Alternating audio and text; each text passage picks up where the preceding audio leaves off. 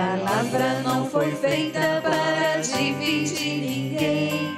Palavra é a fonte onde o amor vai e vem. Onde o amor vai e vem. Palavra não foi feita para dominar. Destino da palavra é dialogar. Palavra não foi feita para opressão. Destino da palavra é união. Palavra não foi feita para dividir ninguém. Palavra é a fonte onde o amor vai e vem. Onde o amor vai e vem.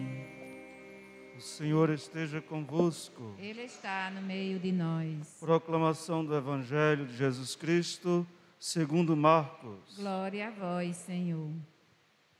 Naquele tempo, Jesus voltou para casa com os seus discípulos e de novo se reuniu tanta gente que eles nem sequer podiam comer. Quando souberam disso, os parentes de Jesus saíram para agarrá-lo, porque diziam que estava fora de si. Os mestres da lei, que tinham vindo de Jerusalém, diziam que ele estava possuído por Beelzebu e que pelo príncipe dos demônios ele expulsava os demônios. Então Jesus os chamou e falou-lhes em parábolas. Como é que Satanás pode expulsar Satanás? Se um reino se divide contra si mesmo, ele não poderá manter-se. Se uma família se divide contra si mesma, ela não poderá manter-se. Assim, se Satanás se levanta contra si mesmo e se divide, não poderá sobreviver, mas será destruído. Ninguém pode entrar na casa de um homem forte para roubar seus bens sem antes o amarrar. Só depois poderá saquear sua casa. Em verdade vos digo, tudo será perdoado aos homens, tanto os pecados como qualquer blasfêmia que tiverem dito. Mas quem blasfemar contra o Espírito Santo nunca será perdoado, mas será culpado de um pecado eterno. Jesus falou isso porque diziam, ele está possuído por um espírito mau. Nisso, chegaram sua mãe e seus irmãos. Eles ficaram do lado de fora e mandaram chamá-lo. Havia uma multidão sentada ao redor dele. Então lhe disseram, tua mãe e teus irmãos estão lá fora à tua procura. Ele respondeu, quem é minha mãe? E quem são os meus irmãos? E olhando para os que estavam sentados ao seu redor, disse, aqui estão minha mãe e meus irmãos. Quem faz a vontade de Deus, esse é meu irmão, minha irmã e minha mãe. Palavra da salvação. Glória a vós, Senhor.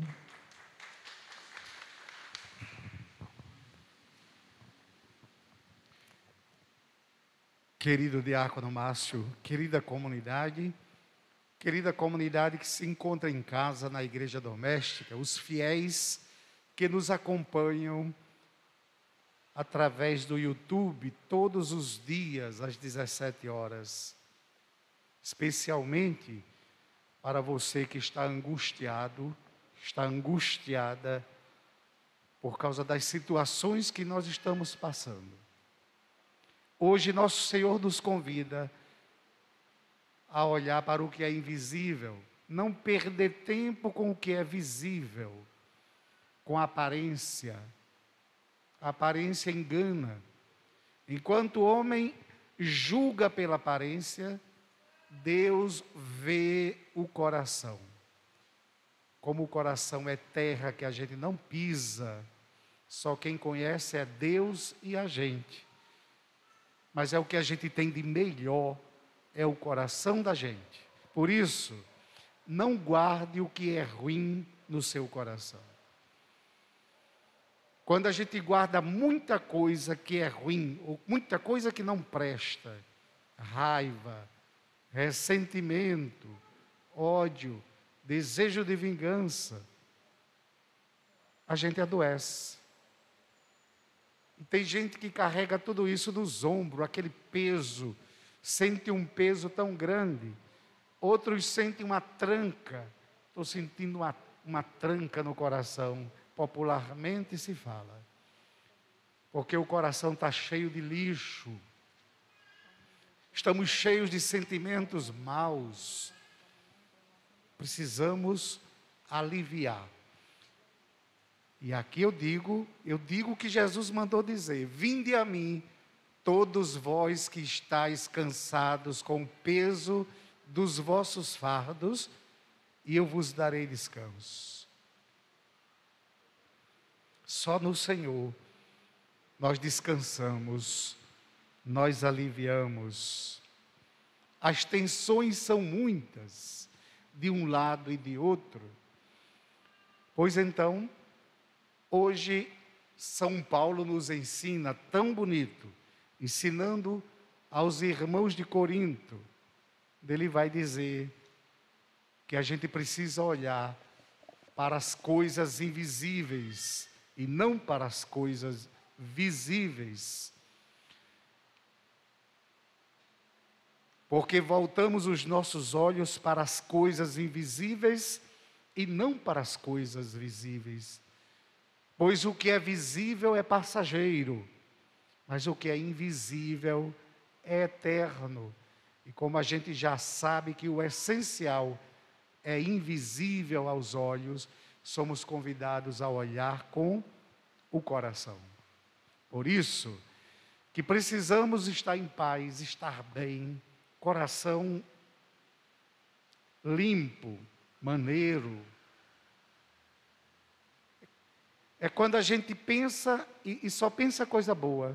Quando o coração está cheio de coisa ruim, até o pensamento fica ruim. Quando a gente julga mais as pessoas.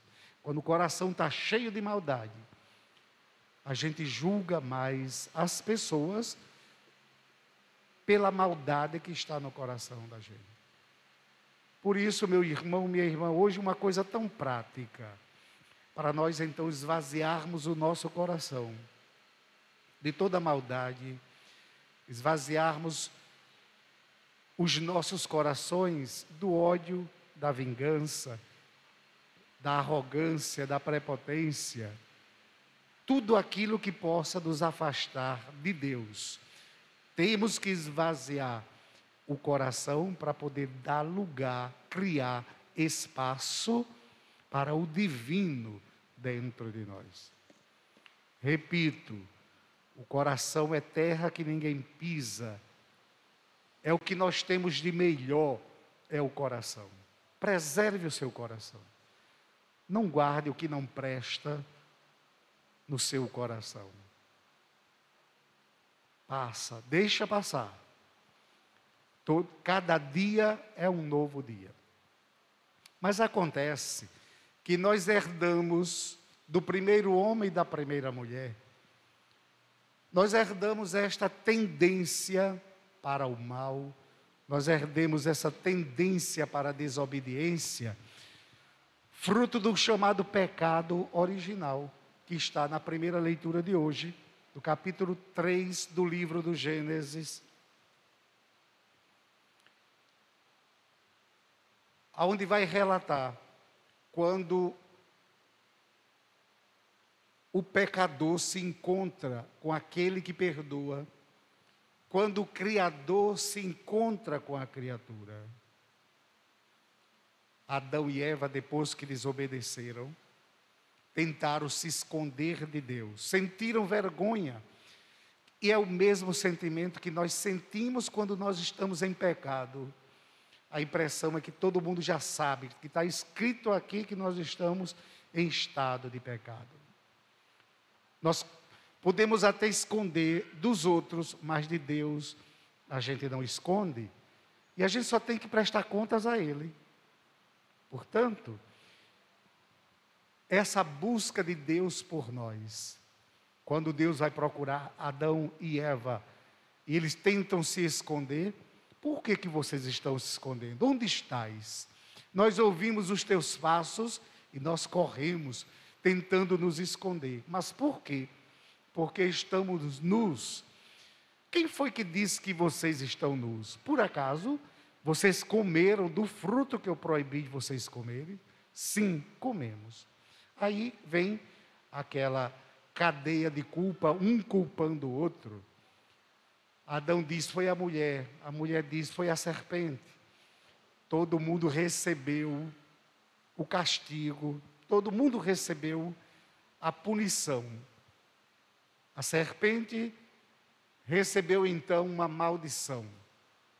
Rastejarás, comerás o pó, todos os dias o pó da terra.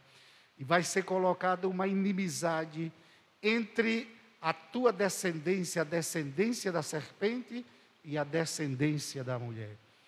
De modo que quando as duas se encontrarem, uma vai partir para cima da outra. A serpente para morder o calcanhar e a geração da mulher para esmagar-lhe a cabeça da serpente. E Adão e Eva foram expulsos do paraíso porque desobedeceram. O chamado pecado original está lá na origem do pecado do primeiro homem e da primeira mulher. E a humanidade nasceu como que? Com o defeito de fábrica, de modo que dentro de nós temos esta inclinação. E São Paulo, em oração, angustiado, ele dizia, por que eu deixo de fazer o bem que eu quero e faço o mal que eu não quero? Nós também. Quantas e quantas vezes nós deixamos de fazer o bem que a gente quer e a gente faz o mal que a gente não quer?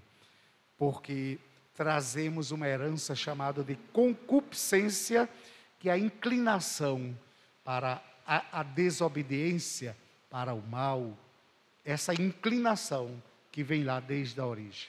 Para resolver isso, Deus então coloca a sua graça no dia do nosso batismo. Coloca a sua graça redentora. E nós então saímos da condição de meras criaturas e assumimos a dignidade de filhos.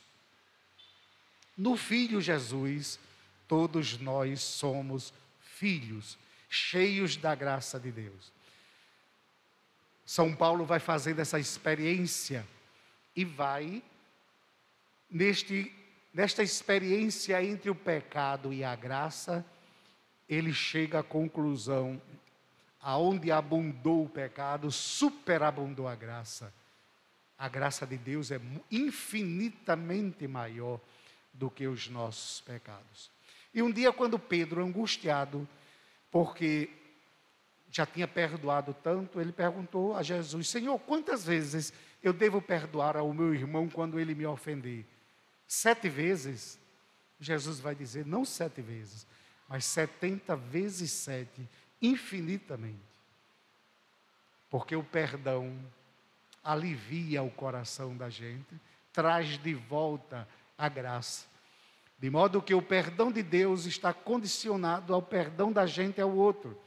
Se você não perdoar de coração ao seu irmão, eu também não lhe darei o meu perdão, diz Jesus.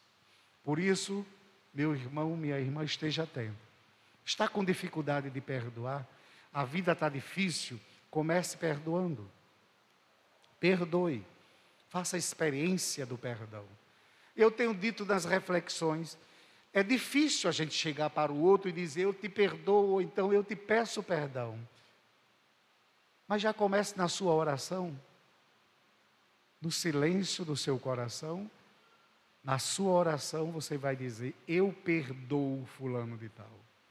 E se ainda não tem condições, a oração vai ser, Senhor, ajuda-me a perdoar. Ajuda-me, Senhor, a perdoar. Até o dia de chegar e dizer, sim, Senhor, eu perdoo fulano de tal. é quando a gente vai trazer para o ofertório. O nosso coração que perdoa, a nossa reconciliação, a alegria do reencontro dos irmãos que fizeram a reconciliação, às vezes a desunião que é sempre bagunçada pelo Satanás, que divide. O diabo quer dizer aquele que divide. Portanto, sabendo que nós herdamos do primeiro homem e da primeira mulher esta condição de pecador, mas não nos esqueçamos que em Jesus Cristo nós recuperamos esta condição pelo batismo, acolhendo a graça santificante, de modo que aonde abundou o pecado, superabundou a graça. Vamos dar muita importância ao pecado, para a gente não pecar sempre. É cortar o mal pela raiz e acolher a graça. Isso é tão importante que na missa nós temos uma oração que fala disso. Senhor, não olheis os nossos pecados, mas a fé que anima a vossa igreja. Porque pode ser que tenha gente que tenha ficado paralisado por causa dos pecados e não deu o passo em busca da graça. Seu pecado não é tão grande assim. Muito maior do que ele é a graça de Deus. Procure-a. Procure Deus enquanto ele se deixa encontrar. Não dê espaço para Satanás bagunçar a sua vida, a vida da sua família, a vida da sua empresa. Não acolha as investidas do inimigo, mas acolha a graça de Deus, que vai nos fazer irmãos. Quem é minha mãe?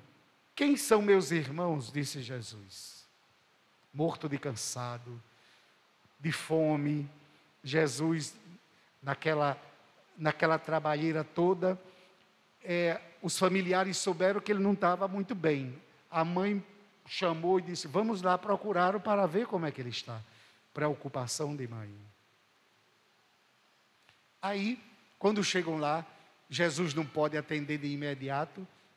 Quando dizia assim, tua mãe e teus irmãos estão aqui fora te procurando. Ele olha e diz, mas quem é minha mãe? Quem são meus irmãos? São vocês. Todos os que escutam as minhas palavras e as põem em prática. Ele então já coloca numa outra dimensão, não somente da materialidade, mas já coloca em uma família, uma nova família, um novo conceito de família. Os que creem, os seguidores do Evangelho. Por isso que o Papa Francisco insiste tanto, somos todos irmãos. Não podemos perder essa dimensão, dessa fraternidade universal. Deus é nosso Pai, nós somos irmãos, e o irmão cuida do outro irmão. Fortalecidos da fé e pela palavra que nós queremos viver, vamos então continuar a nossa vida, a nossa caminhada, a nossa Santa Missa, e que Deus escute os nossos clamores. Não olhei, Senhor, os nossos pecados, mas a fé que anima a vossa igreja e que nos faz nos comprometer com a dor do outro, assumindo a condição de irmãos, porque somos desta mesma família onde o Senhor é nosso Pai. Louvado seja o nosso Senhor Jesus Cristo. Para sempre seja louvado. Creio em Deus Pai Todo-Poderoso, Criador do céu e da terra, e em Jesus Cristo, seu único Filho, nosso Senhor, que foi concebido pelo poder do Espírito Santo. Nasceu da Virgem Maria, padeceu sob Pôncio Pilatos, foi crucificado, morto e sepultado, desceu à mansão dos mortos, ressuscitou ao terceiro dia, subiu